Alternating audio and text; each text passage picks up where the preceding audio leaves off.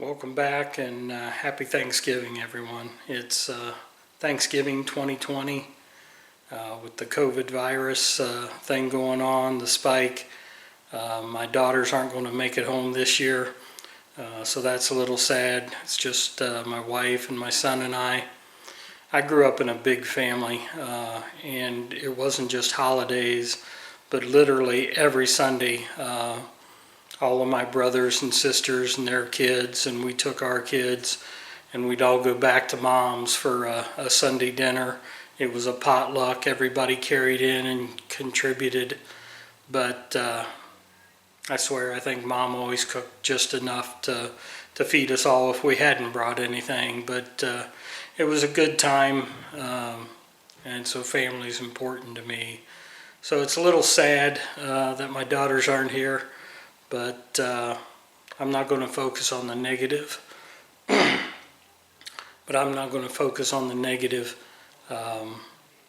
Instead, I'm going to focus on the positive. We're all safe and healthy, and we're all working, and we're just all very blessed.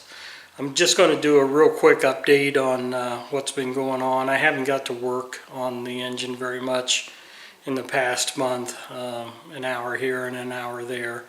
But I am going to show you some random clips of different things that don't really fit in any other category and show you where we are. And hopefully here in the next few weeks, we're going to have a first start on this thing. So anyway, I hope you enjoy the video. Have a happy Thanksgiving and God bless. I'm sure you guys have probably seen the Mercedes and the scooter in the background. Those both belong to my wife. I'm going to move them out even though it's starting to rain, because I've got an opportunity to work on the engine and I need a little space.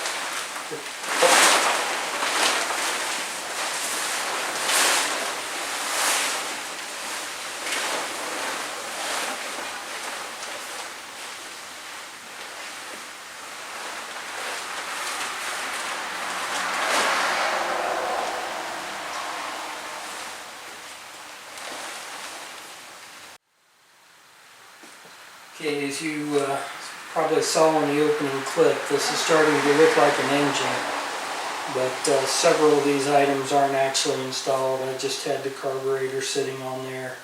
This water neck, I haven't actually installed the thermostat, or I guess it doesn't take a gasket, it has an O-ring, but I need to get the thermostat in there and it's not tightened down. The headers are just hanging on there, and this water pump is just hanging on here. Just kind of test fitting, and I wanted to see what it was going to look like. The water pump is what I'm going to work on next, and these the bolt holes don't line up perfectly with the block. This is a Speedmaster water pump. It's aluminum, powder coated. So the first thing I'm going to do, these are 3/8 bolts. I've got a 3/8 reamer, and I'm just going to run the reamer through all 4 holes, see what that does, and then I'll go a little bit bigger if I need to until I get this water pump so it very smoothly finger tightens down and lines up the way it should.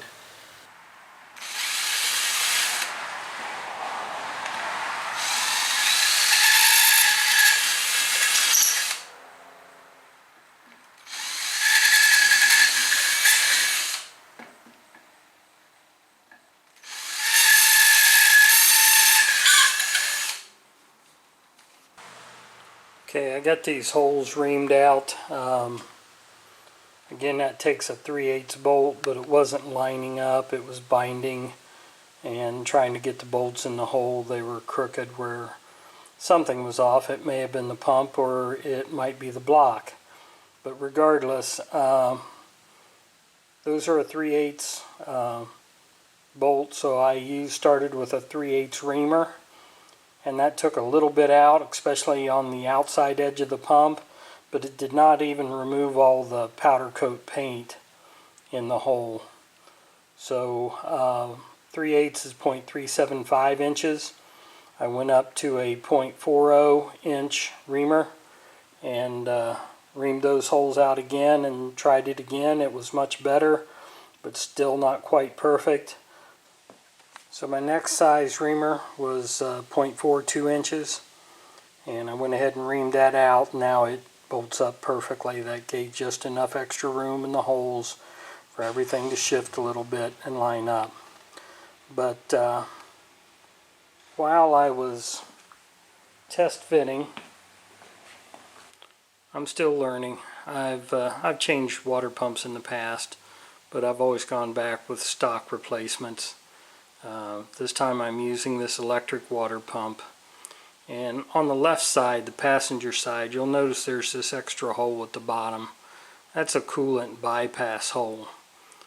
It's to allow some water to circulate while the thermostat is closed. You'll notice the electric pump doesn't have a provision for that. I went and dug out my old mechanical pump, and you'll see this hole right here at the bottom.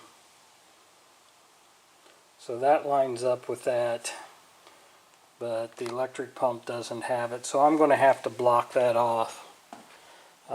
What my understanding is, what most people do if they're not utilizing that coolant bypass, they either block it off here or they block it off in their pump, which obviously I don't have to do because my pump doesn't have it.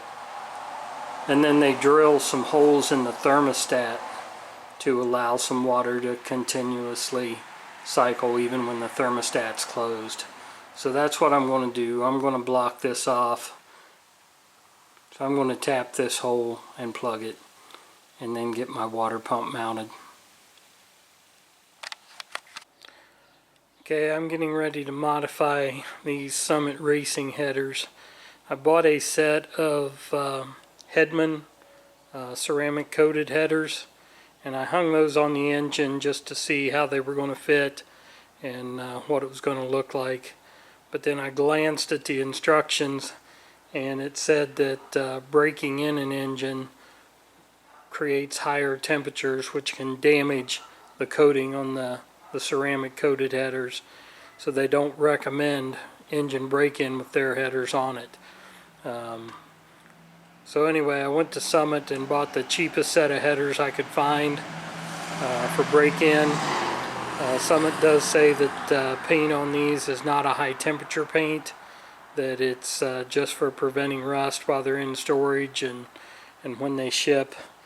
But what I found is when I tried to bolt these on, they're hitting my ARP head studs. And you see they've got a nice round flange there, which looks great. And probably if you're using head bolts, it's not an issue. But with the ARP head studs, it does hit. And that is how much I have to take off of each one of these in order to get them down to where the bolts will line up.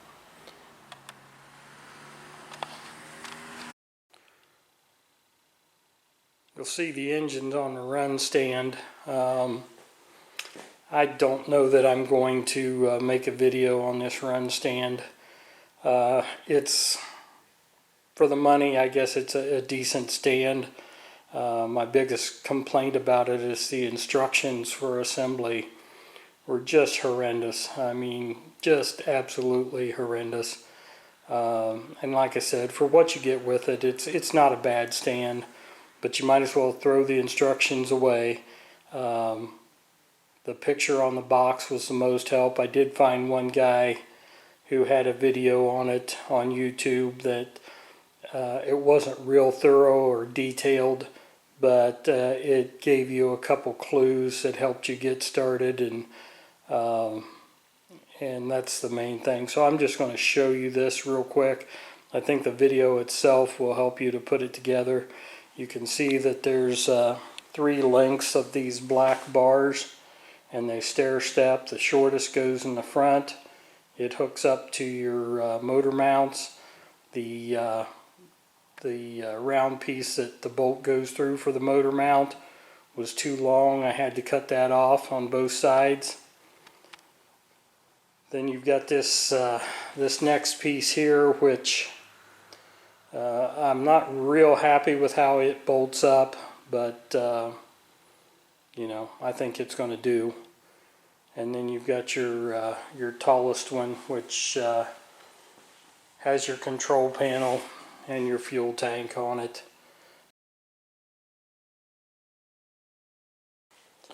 I started wiring it up.